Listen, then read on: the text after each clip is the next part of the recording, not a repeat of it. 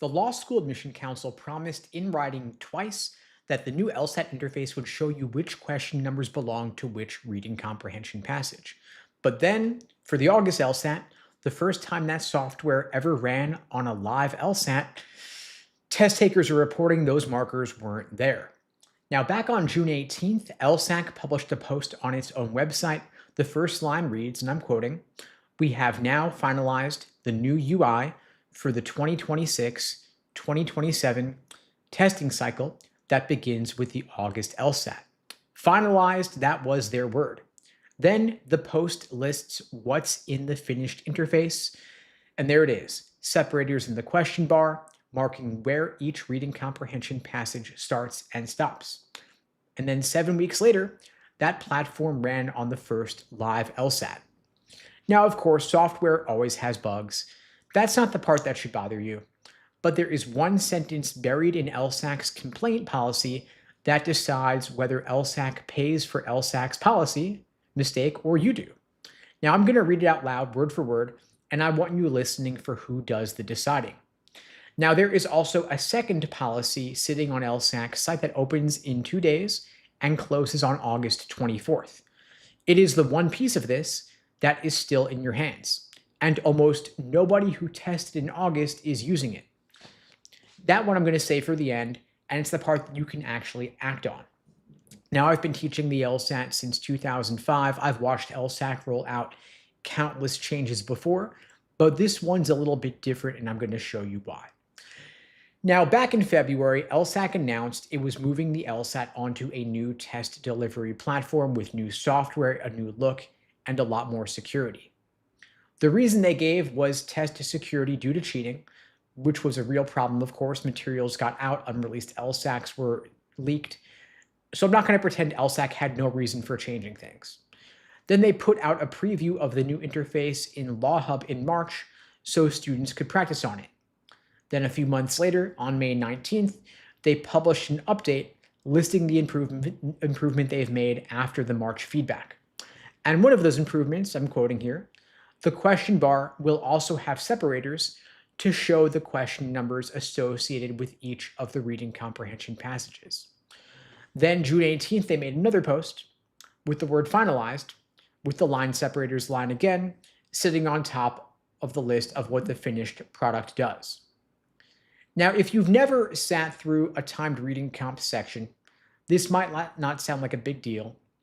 Basically some lines are missing from the question bar at the bottom of the screen. But those lines have a real benefit because reading comp gives you 4 passages and roughly 27 questions in 35 minutes. And the questions aren't split evenly across the passage. One passage might carry 5 questions, one might have 8.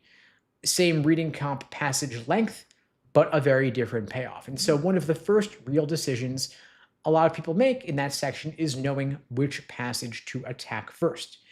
If you know that you're tight on time and you might not finish the section, you start with the bigger passage first, the one with more questions.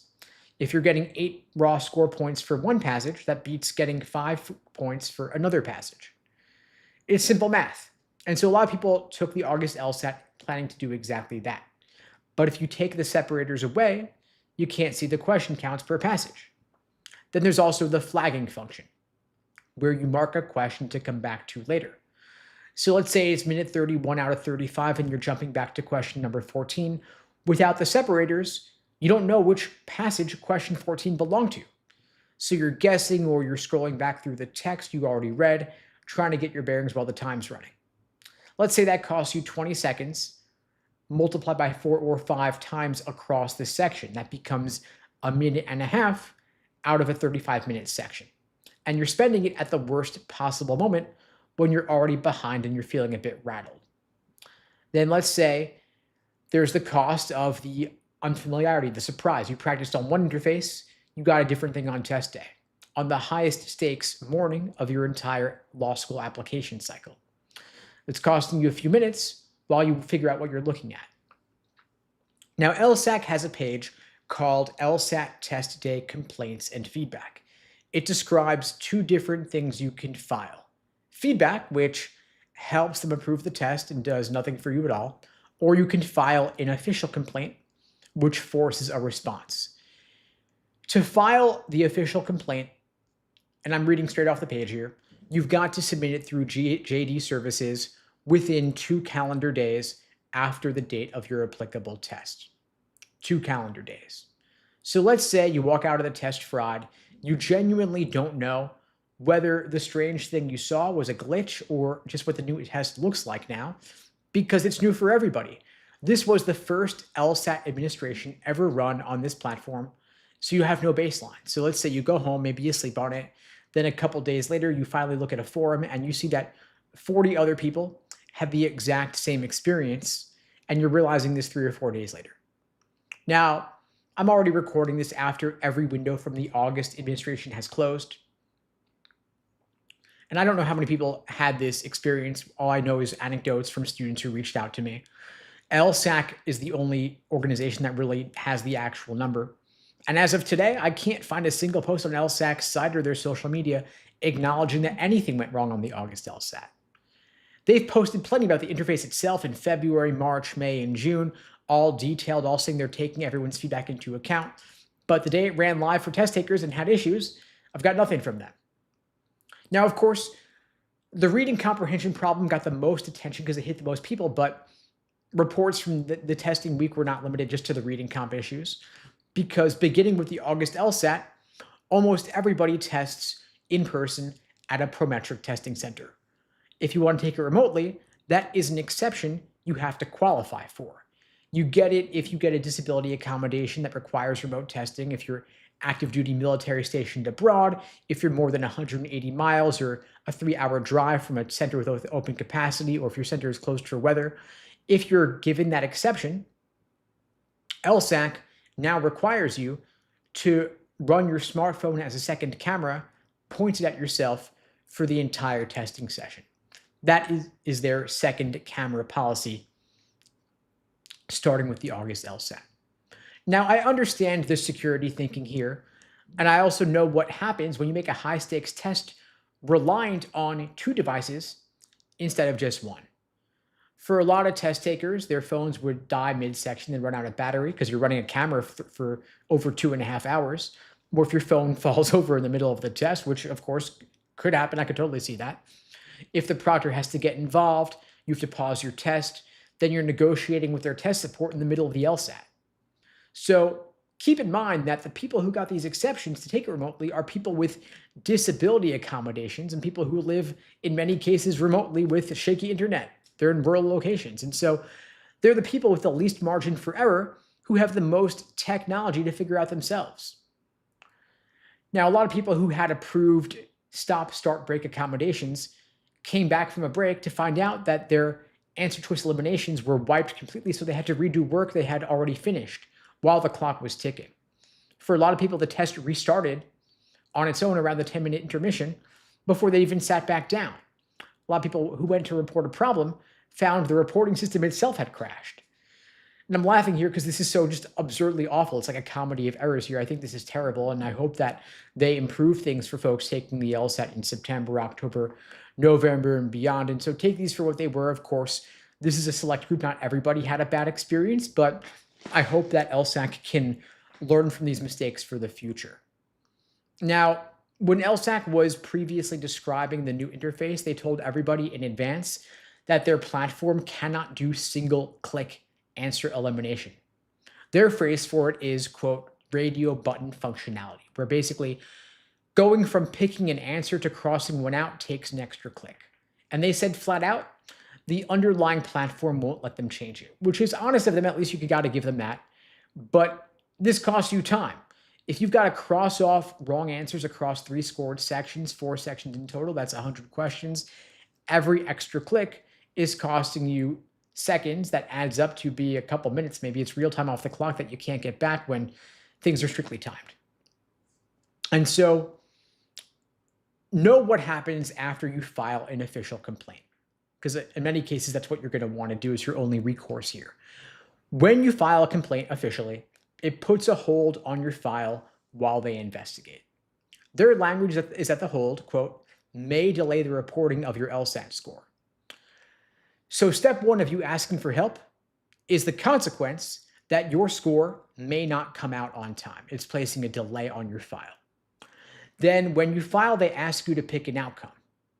If you had an issue on test day, you could either keep your score or cancel it and register for the next administration a month or two later, or if you're eligible, retake on a makeup date during the current administration, meaning you're taking it like a week or two later.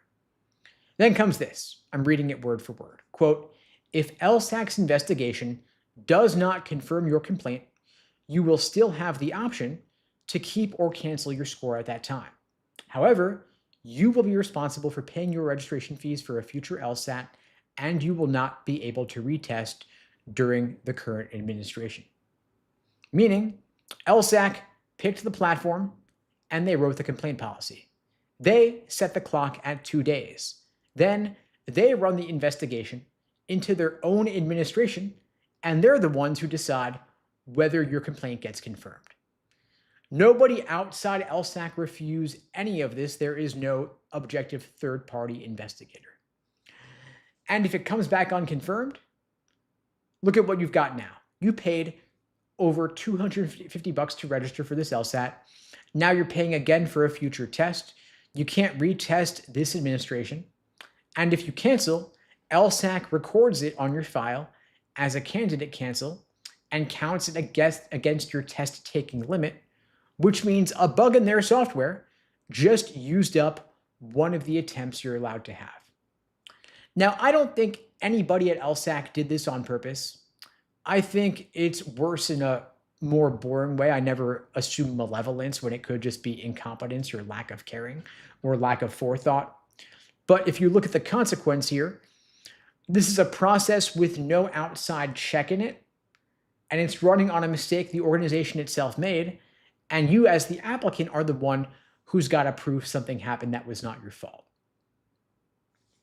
But I want to give you some actionable advice here, not just give you a litany of errors and horror stories here, because there is something you can do to take control of the situation, or at least make the best of it. There is an option called Score Preview. I mentioned this earlier, or I alluded to it. Basically, Score Preview lets you see your score before it goes to the schools.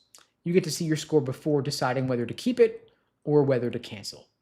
And this is actually pretty cool.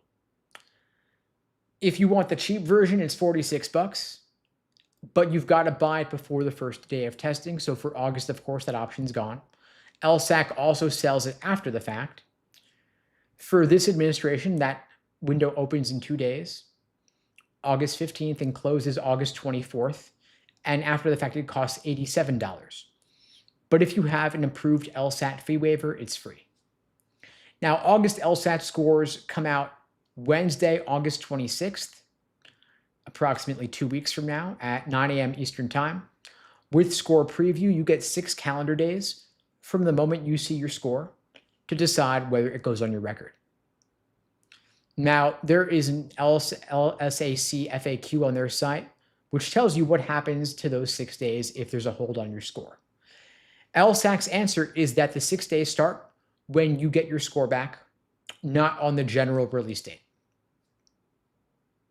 And the example they wrote to illustrate it is a score held up by, quote, a review of technical difficulties.